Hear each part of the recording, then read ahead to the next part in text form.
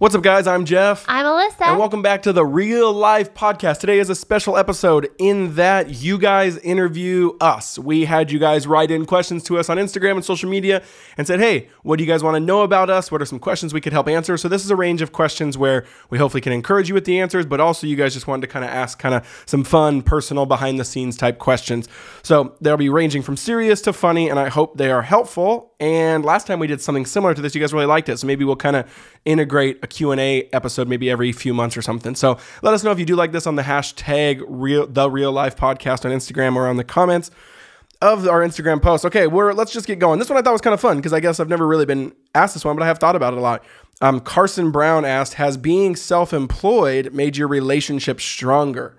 Love you guys, is what they said. So Carson, great question. Short answer is yes. Oh, maybe not. I mean, we've never known anything different. Yeah, we've never known anything different. But I will say, and this is like any job, everyone has different jobs, different roles, different shifts, different schedules. None's more important than the other. None's better than the other. It's just kind of like we all have our own callings. And for ours, it has been a little bit more in the self-employed kind of entrepreneurial side of things. And I think, there's a couple reasons. But I think one, we do a lot of work together. Like a lot of spouses don't work as together as we do. Yeah, right? True. And sometimes I actually don't suggest people do. So like, and what I mean by that is like, I don't think it's like, I think sometimes people think that like, oh, if we have a good marriage or if we are healthy or whatever, then we should be able to work together, if that makes sense. Or like that basically that like, it's like a scale of like, that every marriage should be able to work together. I don't actually believe that. I think your marriage just has to be particularly wired with personalities that go good together in a working capacity, right? Now, of course, you're a team at home, you're a team on mission, all these different things. All that to say, I think we do kind of lean that way of I think we work really well together. I think we complement each other well. But all that to say, I think the reason it's made our relationship stronger and why I would say yes is just because we are more like, it just has accelerated the process, right? Like we just have more hours in the day together and we are doing more things than most couples do in regards to like we have to work on our marriage, then we have to work on our kids, then we have to work on our business together, then we have to work on our ideas together, like, you know? Yeah. So it's kind of like accelerated. So that's what I would say. I'd say, yeah, yes, it's made us stronger, but that's why. Because it kind of accelerated us faster into things that maybe would have taken longer if I did a different job. What would you say? That's interesting. Well, I think if you're asking just like for us personally, then yes, it totally has made us stronger. But if you're asking like, do you recommend someone working together? Then I think it just depends on where the Lord's calling you guys. There's definitely hard parts about working together or being self-employed. I feel like that's more, I mean, it's all we've ever known, really. But there's been a lot of really exciting things and freedom. But I think just what Jeff was saying for us, it has really drawn us closer together because we kind of have to like, for the most part, make most decisions together. And so we're talking a lot. And sometimes it's like so fatiguing to, is that the right way to say that? Yeah. To make all these decisions. But it really makes us discuss things, be on the same team, to be like-minded.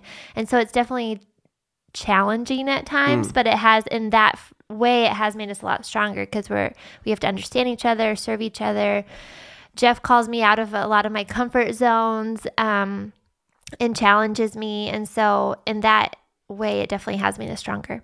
Yeah, that's good. I feel like we could talk a lot more about that, but yes. Carson, that's a good one. Christina, let's go to a kind of more fun, just quick, this probably take a minute or two. Christina Peaver said, if you could go anywhere in the world, where would you go and why? Now, I am a huge love of travel. I don't think Alyssa has as much of a love of travel as I do. She can talk about it, but she still has a place she wants to go.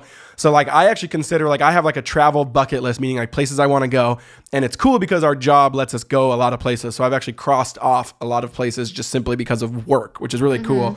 And with the family and with kids. So it's like a really cool, humbling blessing, that we've been to, London. I really wanted to go there. We went to Rome. We've been to, other parts of Italy. I've been to Australia, all over. So the last couple places I want to go is Hong Kong is high up on my list. Hong Kong is like one or two. And you want to go to that sushi place, or is that in Japan? That's Japan, Tokyo. Okay. So I definitely, so Hong Kong, I'm sure they have great sushi also, but I definitely want to go to Tokyo and then kind of like the seafood or the fish market that they have there, and also get some of the best sushi there, whether that's Jiro or whatever. I kind of, traveling and eating go hand in hand to me. And so I actually want to go around and eat at the Michelin star restaurants or the sushi, whatever. And I don't know if I ever will. I never have yet, but I want to. So yeah, Hong Kong for sure.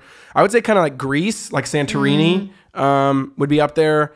Kind of more like backwoods of Australia, even though I've been to Australia. Like I guess the Outback. There's a couple other places I'm trying to think.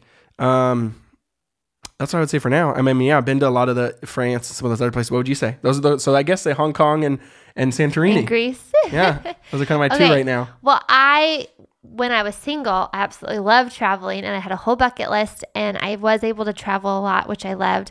And now having little kids, I don't love traveling as much, but I always am thankful for it. But it definitely is stretching for me. So I don't have tons of like wish list items, but some of the things that I do really want to do when the kids get older, like teenagers, I really want to go to Lake Shasta and do a houseboat for like a week, right? Shasta. Yeah. I really want to go to Lake Tahoe also. Yeah, I would agree both those. So some of the things are like in the United States, and I really want to go to the Hamptons. Oh my goodness. Well, then you need to marry some sugar daddy because drive through Nantucket. Yeah, we can drive through. Yeah, Martha's Vineyard. Yeah, we'll drive through. Maybe stop at one gift shop, but we ain't staying there unless you want to sell the house or something. And then I would love. I mean, I've been to Israel and Greece, but I would love to go back and those are some of my favorite places in the whole world. I'm kind of like that too, where like some of the places we've been actually are like my favorite. So even though I haven't been there, like, or what I'm trying to say, like, there's places I've already been. There's more to explore, like Austria, Switzerland. Oh, you're right. That was the ones I was forgetting. Yep, I want to Austria go back and Switzerland. there. Yep, but I haven't been there. Yeah. So for me, it's Hong Kong, Austria, Switzerland, and Greece. Yeah. You're right. But there is some places we've been, or that you just. Oh, in Banff. Banff. I really want to go to Banff. Yeah, the Instagram capital of the world. Yeah, no, that's funny. Yeah, it's funny though. There's places that like me and you are like we're a little bit more creatures of ritual and habit. I think than like with traveling, where I like going back to a place where I have knowledge now of like the best restaurants and the best coffee, and you know what I mean, like that I've done before. Yeah. So then I can live in the ritual of like that trip. That's like my favorite thing. So going back is actually like that's funny. Okay, where's this one that was really good? Oh, I think it's I'm oily and I know it, but sorry that's your username and so I don't know your name. Like, but no. So she said you guys don't ever seem exhausted as parents. How is that? Well, first of all, probably because social media, podcasts, etc., shows you about the highlights 1,000th of our life. So that's the first part. Second part is we've talked about that on the what episode? If you want to have more thoughts on there, our like ethic of social media, I think it was Dark Side of Vulnerability. That was the episode from like 2 months ago that we talked about this in that tension. But then on top of that, let me say this is a tough tension because I don't like part of us is like, yes, I'm exhausted. I'm tired. It's hard. It's difficult. Toddlers running life and business and marriage and family is really difficult. And I'm really exhausted and I need coffee and I need the Lord. Right. But I would say like, I do feel like having talked to other people, we hold the like burnout, like we hedge against burnout and we hedge against tiredness, which then another way to put that is like we hedge towards sustainability over like 50 years. I think more than anyone else I know. So I think that's partly also a reason. So like we are burnt out, we are tired, or I mean we are tired, we are exhausted. I wouldn't say we're burnt out. But I also feel like one of our highest, most people don't have hedging against burnout as high a value as we do. Meaning like we actually dictate our life around that truth. Jeff's really good about that. Like our whole life gets 100% shaped, cultivated, and submitted to the truth of how can we be sustainable for 50 years. And I'm ruthless then with some decisions because I'm like that. Like one of those is like, we don't serve in church.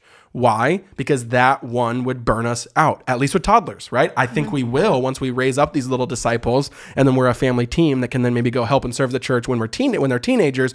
But like you have to. But that's not to say we don't serve. Like we had a small group. I meant more like in the kind of the structural institutional way. And we love church and we attend church, not every single Sunday because of toddlers, but we do love it and we do attend and we do believe in the gathering of the body, gathering of people. So I'm saying like, you know how like basically like we don't volunteer to do the classes. We don't volunteer to do the Sunday school. We don't, and that's mainly because I don't believe we can actually do that sustainably with this season. And we've made that call. So I think some people, you really have to drill down so deep in your core of what's your highest value. Is it accomplishment? Is it busyness?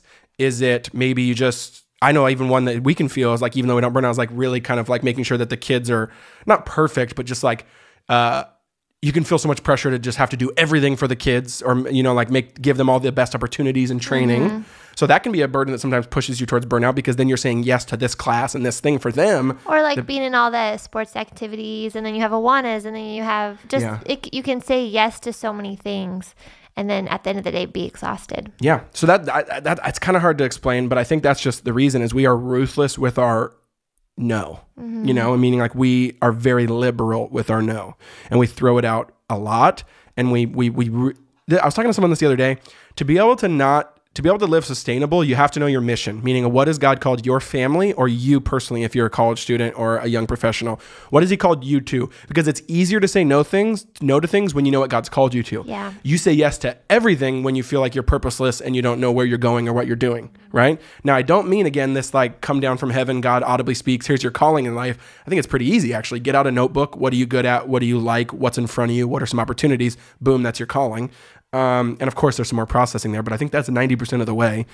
And then that gives you more of an excuse or a reason to say no, right? So I don't know. It's hard to explain, but I just think like it's kind of a priority list thing. And I can't think of a higher priority to us than sustainability for our family, because I really, really believe in the long game, which is that we're building a family team to go on mission. So this is the time where we train and practice the disciples and bring them up into fruition, so that then we can then go play the game here soon. Yeah. And so to go play the game, we have to say no to a lot of things that aren't the game, right? Like 4-year-old soccer is not the game.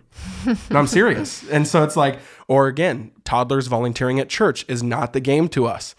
You know, 4-year-old sports is not the game to us. Them having some other extracurricular activity is not the game to us. And so because we believe that, then it's just like hard no on all of that.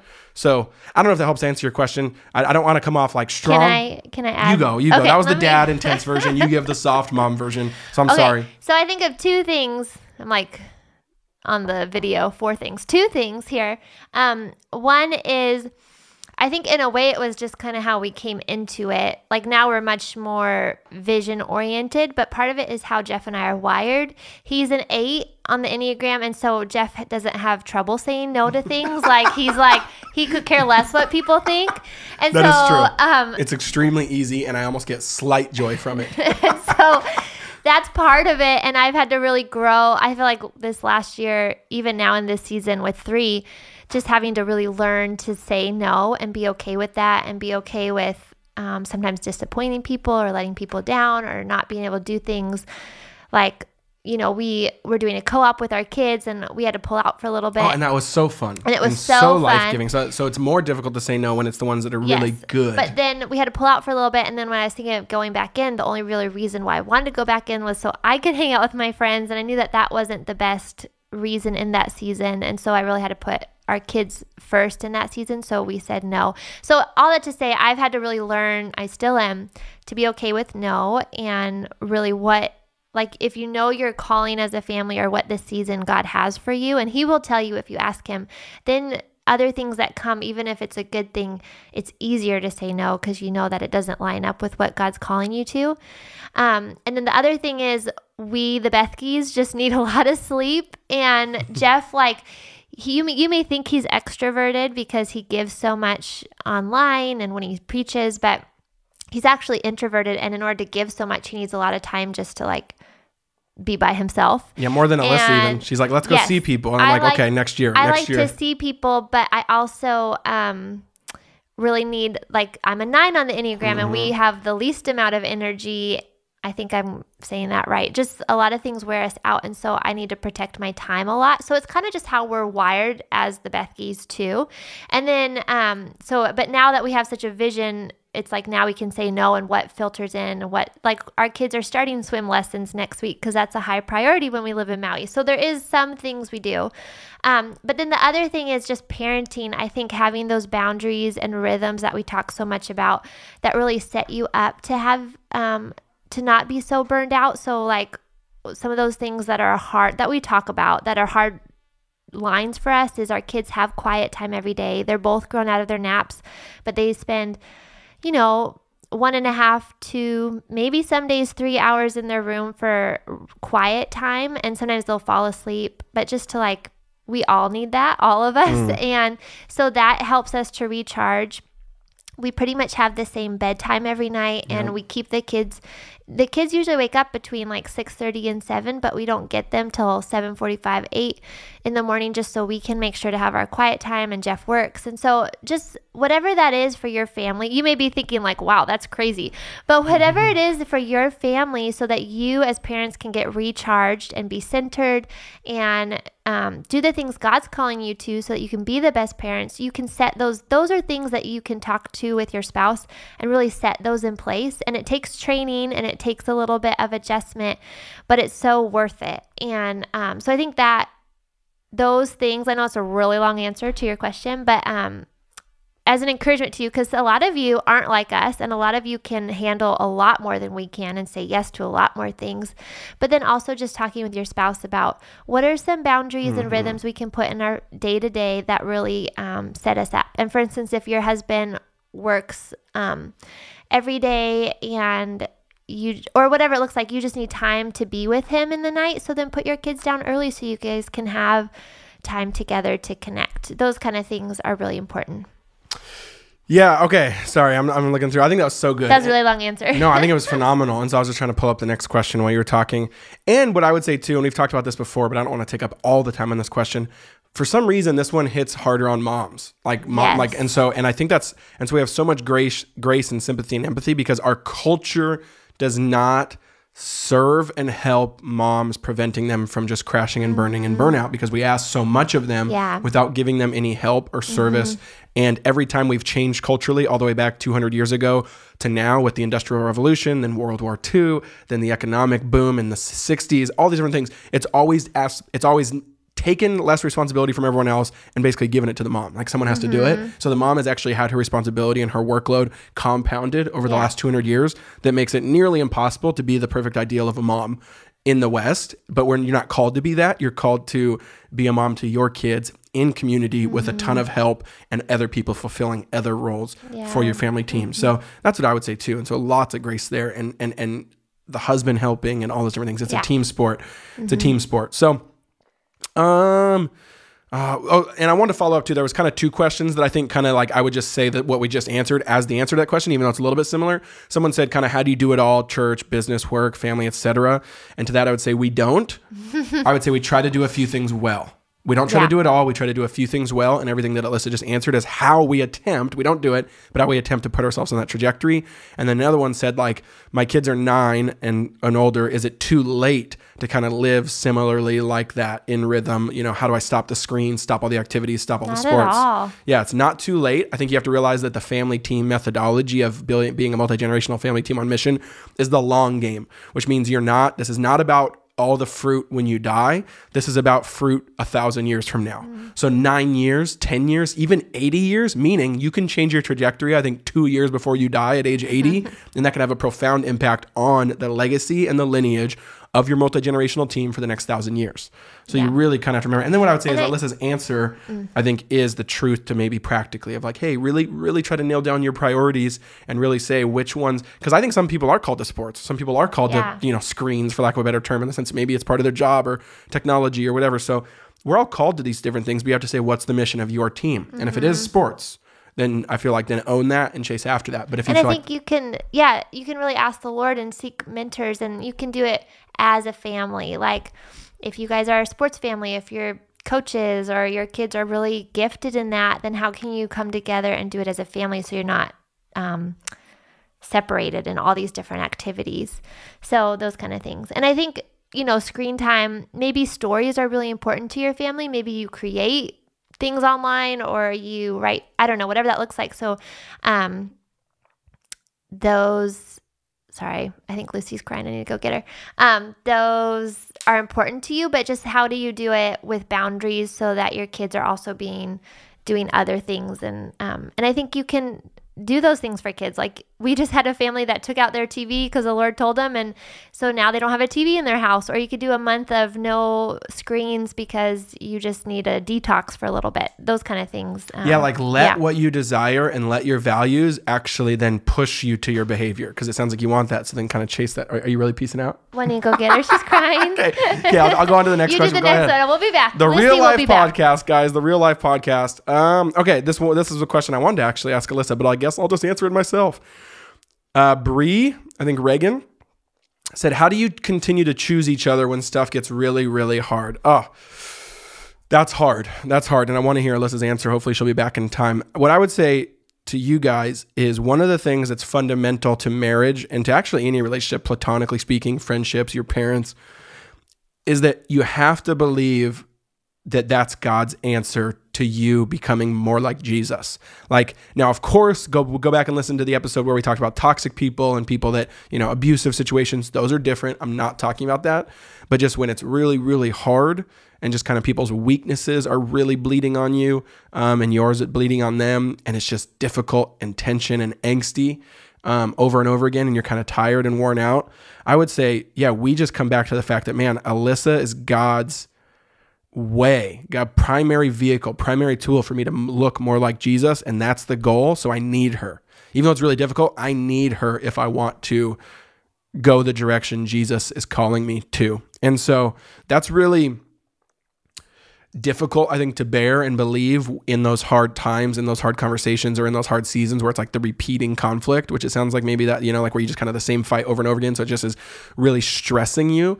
And I don't mean, I guess real stress, but I meant like stress and like a stress on joints, where like there's a weight on you. And so, oh, hey, Luce, she's back. I want to hear Lucy's answer to this question too. So, just so you can think about it while I'm still finished up, it says, how do you continue to choose each other when stuff gets really hard? Hard. And so I just said that, even when it's really hard, like I have to know that going that direction and facing it is actually God's way of me. Like, you are God's answer to make me more like him, and so I can't run away from that. Running away from that means I don't want to look like Jesus. And so that's really difficult, and also that I need Alyssa. I need her to get me there. She's a teammate of mine. We're going the same direction. So yeah, that's what I would say. Would you add anything to that? No, it's really good. It's hard because I don't quite know the context. I did tell him to go listen to the toxic people episode 2 of like, we're not talking about abusiveness or toxicity, but in just like a really difficult, marriage or communication and get counseling. I think it's really hard, and I don't know what your marriage is going through, or if things are hard circumstantially, or if it's hard with you and your marriage. But I am just reminded over and over that, man, Satan wants to discourage us and disunify us, and marriage is such a way that the gospel is shown, and when you're unified, it's really powerful to show the gospel. And so the enemy really tries to get in there a lot, and so just having those, like, being aware of that. And I think one thing is that really helps, 2 things that come to my mind, and this will maybe sound real Christianese, but hopefully it's an encouragement, to really pray for your spouse. And I think you can pray to the Lord and really be honest, to pour out your heart, like, this sucks, this is really hard, I hate it when they do da-da-da-da-da, and kind of like, if you're going to be talking about it with anyone, pour your heart out to the Lord and let him, like, he already knows it anyway. And so really talk to him about it, and then let the Holy Spirit talk to you and tell you, to meet you where you're at, and then really ask the Lord to give you the strength to love them. I think a really powerful question is, Lord, will you help me to see them as you see them? I've done that a couple of times lately, just like when a relationship has been hard or whatever, and the Lord will give me a picture or speak to me, and I immediately am convicted or have so much compassion for them. It's really powerful. Like, the Lord will really show you. And so I think that can be a powerful tool, and to be faithful to pray for them each day.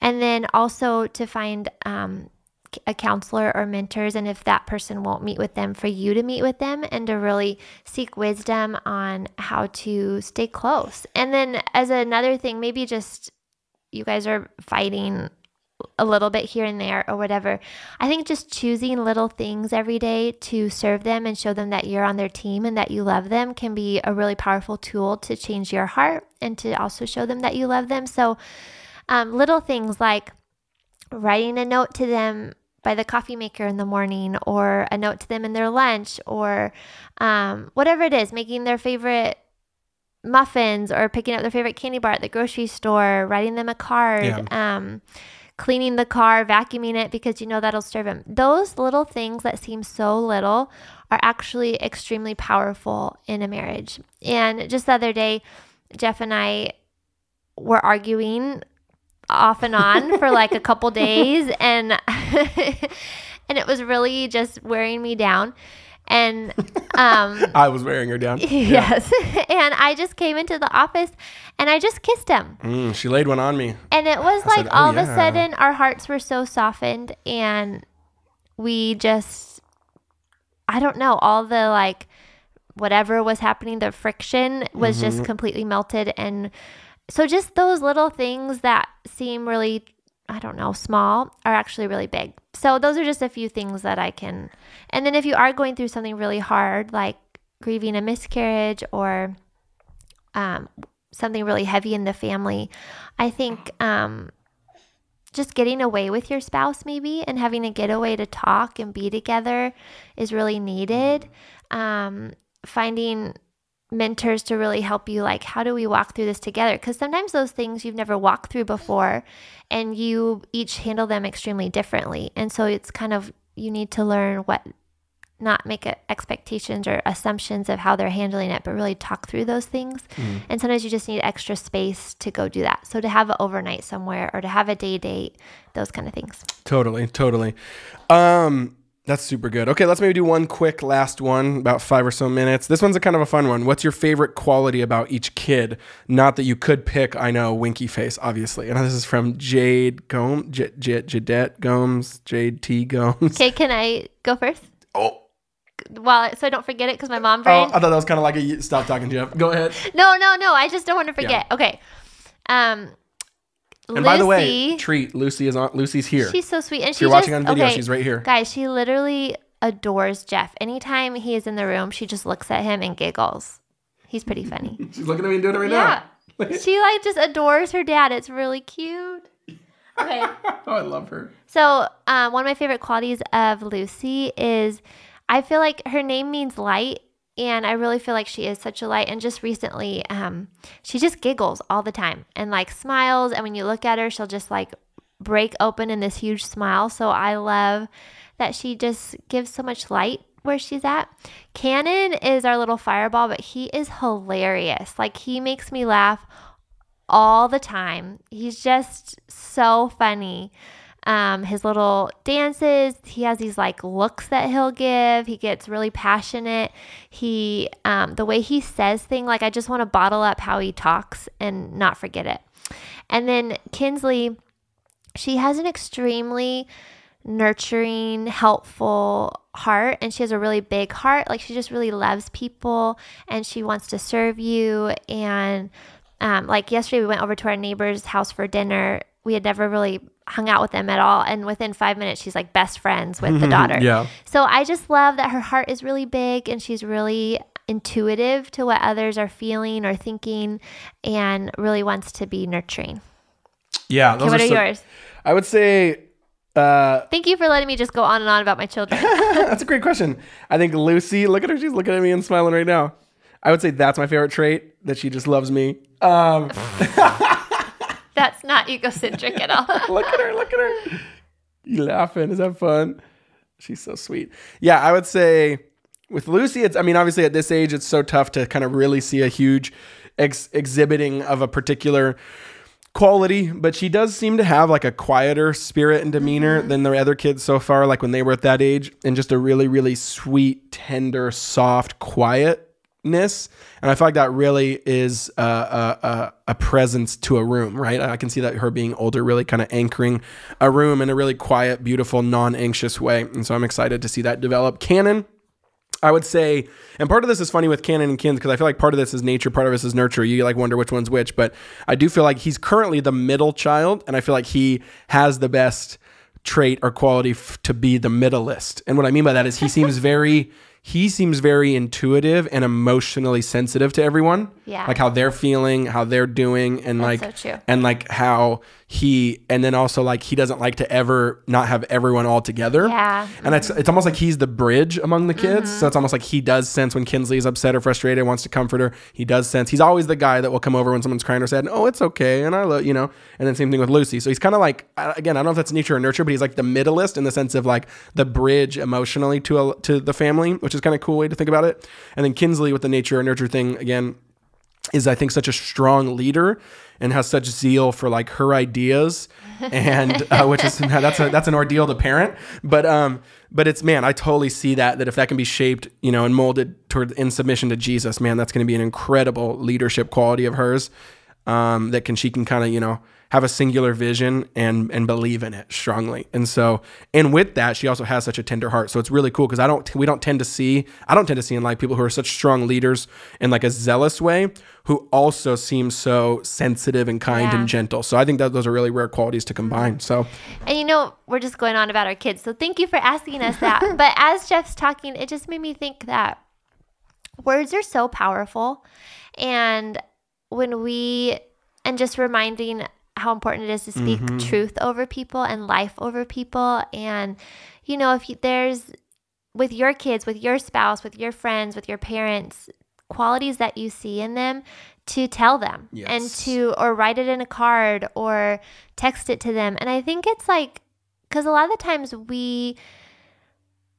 in our life, I think it can be common just not to think about those things, or to think about all the ways we're messing up, or things that we'd like to change, or the ways we like to grow in. And so then when somebody comes along and speaks life over us and like, these are qualities I see in you, or I love it when you do this, or wow, you've really grown in this area, I think it can be really powerful, and it can change a trajectory, and you live into those things. And so I just think it just made me think, as we're talking about this, like, how cool would it be when our kids in 10 years from now, they're listening to this podcast, they're like, wow, mom and dad thought this over me. Yeah, that's actually so cool. I love that. So, all right, guys, we love you guys. Thanks for asking questions. We got so many. We'll probably might even save these for a future one. Let us know on the hashtag #TheRealLifePodcast on Instagram or Twitter what you thought, what stood out, and we hope it was encouraging. And thank you guys for just being in this community. It's so fun. Yeah. All right, Lucy, say bye. She's just looking down. All right, love you guys. Bye.